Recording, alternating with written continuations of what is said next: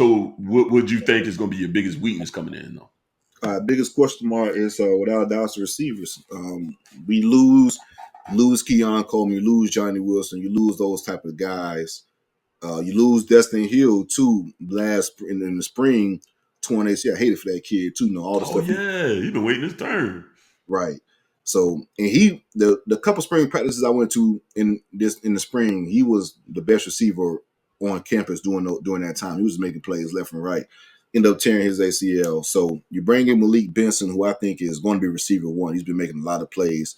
It's just being inconsistent with camp as far as focus and drops. That's the thing. You'll make a big splash play down the field, that type of deal, 50 yarders, and then you run a drag right across the middle for 6 yards, not a linebacker inside. You drop that shit from not focusing. So that's the main issue with the receivers, just being inconsistent. I've been here the last few days of practice has been good as far as being consistent, and Mike has been pleased with that. So that's my biggest concern or question mark is the receiver room and what we could get out of those guys. You got a mix. It's a crazy mix, right? You got a mix of guys who are like upperclassmen, seniors and things like that. Malik Benson, of course, transfer from Alabama, he's going to be receiver one, but it's a few that just haven't really answered the bell just yet. Upperclassmen and senior that really haven't seized the opportunity. Then you got a group of young guys that's damn good and damn talented knocking on the door. So in my opinion, if the inconsistency, I think Mike Norvell is going to be like, throughout the season, well, throughout the beginning portion of the season, it's going to be a short leash on certain guys if they don't start, producing and things like that. And I'm going to take my lumps. I'm going to take my lumps with this guy right here that got 3-4 years Right. left to play, and he can still keep going within the program. But receiver is probably going to be my biggest concern for the team going into this season. And flip side, where you feel like your biggest strength, I think again, biggest weakness / question mark. I think it's going to be the secondary. Not ultra concerned about the starters, but I am worried about depth. It's a rough game. We brought in like let's say a Zaquan Patterson, highly coveted kid, talented kid, but he's a freshman, and he still got to get his head completely in the game. It goes to what you talk about. I think he's well coached, but it's still a different level once you step up to this next level, and you can't just depend completely on your athleticism, especially at safety. You can't get out there freestyling and just making wild decisions. Because the minute you wrong, you literally the safety, and now the whole play can be completely destroyed. So, I'm not terribly, concerned about the starters. I think the starters have established themselves to be pretty solid guys. And we got Damari Brown, who's going to play some nickel, going to play some outside. Uh, Young guy that started playing towards the end of the year, but again, we need more reps. We need more film to really know who he is. Yeah, he's highly coveted. Came out of Heritage, a place we ain't had a lot of luck with. Finally got us one out of there. And I think he's skilled enough. I think he's got skills, but again, we got to see it throughout the year. And especially at safety, we lost 2 guys to the league. One finally went to linebacker. God knows what took that freaking long to make it happen. Matter of fact, I was watching that game. He's making plays against my Niners. Now, it wasn't the starter, but still. It's like, yeah, this is where you should have been, man. Ben, yeah. So I'm concerned there. Yeah, if we get a little banged up here and there, there's no snaps really there for the majority of those guys. Or I won't say no snaps, not a plethora of snaps between those guys. And when we got to go to Marquise Williams, who still can't gain any weight, great ball hawking guy, but he's a liability in the run game for sure. So we don't really want to have him out there too much other than spelling here and there, because I guarantee you teams going to try to attack, him being just a smaller frame guy that over these years still hasn't put on any substantial weight.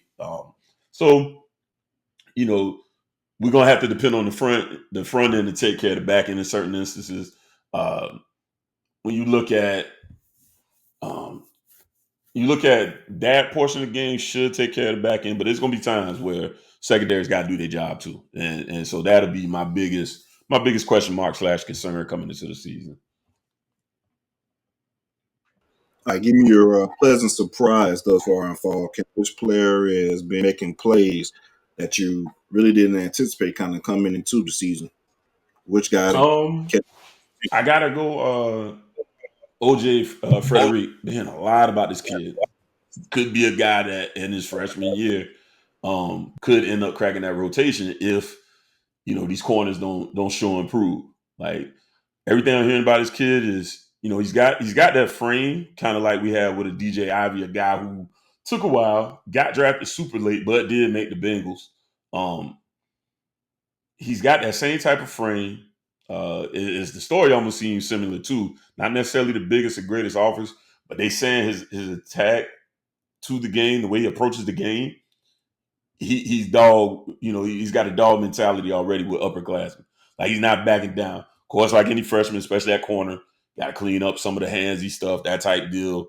But the early reviews are this really could be a guy that could pitch in this season and maybe help with some of those concerns I have in the secondary.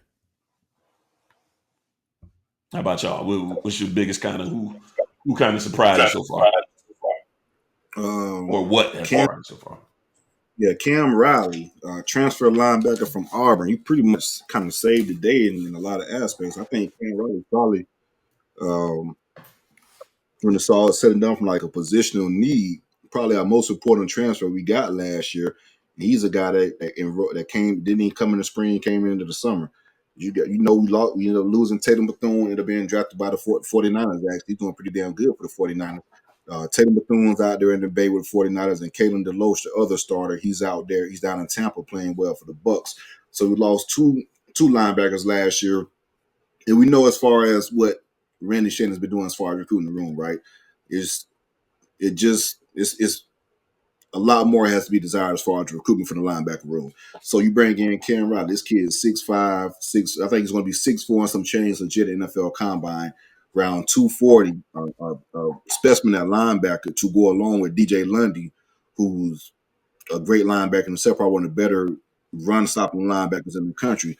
So you tend, and that's another thing too. We end up getting not Tatum Bethune, getting DJ Lundy back from Colorado, so to speak. And he flirted with the transfer portal. That was a big gift for FSU as well. But Cam Riley, he's been a pleasant surprise, making a lot of plays in camp. Very athletic, moves very fluidly, understands the game. He's a vet, plays some good ball at Auburn. I do think he's going to get the best coaching that he's had in his career. We could talk about the recruitment all we want to, but as far as coaching and development, I think Randy he's elite. He's second to Shout out none. Randy, man. Still a K in the heart, baby. Still in the heart, right? We see what you're doing, man. Hey, Ron did us the same way. You know how that shit go. Ron had them boys out there playing old tackle. Oh yeah, Ron They King, can boy. block. I put them blockers up against the nation's top tight ends under Ron Dukes, man. I'm telling you, they Them would boys, lock somebody up and put their ass in the dirt. That was a for sure right on. I wouldn't worry about that. They get on that edge, a wide crazy receiver because gonna seal that. you guys got a former Nolan linebacker coach too, and Nicholson. He's Oh, flourishing. shout out, man. Really like this guy, man. I know y'all Elder, coming for him. That's why we already gave him the raise. We already promoted him, right? so why though, right? Yeah, I know y'all knocking on the door. Yeah, yeah, We yeah. already know the vibes. Yeah, too. Had to Mm-hmm. do it. Had to do it. I really But am no, hearing great things about what he's doing in that room. The recruitment's been well, it's been doing well, and they're pleased with the development in that room in general. right. You know, another reason we went and got Alderman too, because people was like, "Why we get Alderman?" I was like, "Well, he hit on Cloyd. He's not necessarily bringing in him to be a starter, but they're looking to do big things this year. So that's why they brought him in and to help fill that position, whatever." But But no, yeah. uh, So Cam, for me though, and just another one that's like a side guy. Martin, I guess would be a surprise, so to speak. I guess kind of a surprise due to the fact of which how can I put this? The narrative that's kind of being painted for this kid. Another guy who just a rare shirt freshman going to a sophomore year. But Marvin Jones Jr., bro, like mm, he was good as advertised when as he was coming. advertised, huh? Yeah. 6'5", 245, 250, and he athletic is like he can move, man. Him and Pat Pay, them boys gonna be a problem at D. And I don't think it's gonna be any drop off with losing Verse. You lose a guy like Verse and Fifth, top end guys 100%, right? But you replace Verse, well, you get Pat Pay, who's a year older, bigger. He was around 235 last year. He's 255 now. So Pat Pay is a more seasoned guy. You bring in Marvin Jones, who I expect to have a really big year. Josh Farmer, who's one of the better defensive tackles in the ACC last year, probably going to be in contention for the best defensive tackle this year. And of course, Darrell Jackson, former Kane, he can finally play now, and he's been whooping that too. So I do think from a defensive line standpoint, we lost some heavy hitters and some top end guys, but from a complete depth standpoint, we may be just as good. But yeah, Cam Riley is going to be my guy as far as the biggest surprise for me during camp because he's been making a lot of plays. Before we move on to who we think would be, like I said, the MVP and things like that from an offensive defense standpoint, again, we got close to 900 people right now viewing. So appreciate you guys. Appreciate the love for sure. Make sure you guys go over to the YouTube as well and view from the YouTube channel, like and subscribe there because once we get into the season, start rolling with this content with the Florida State and Miami Hurricanes, it's going to be YouTube based only. So go ahead and get over there now so you get all this content once the time comes.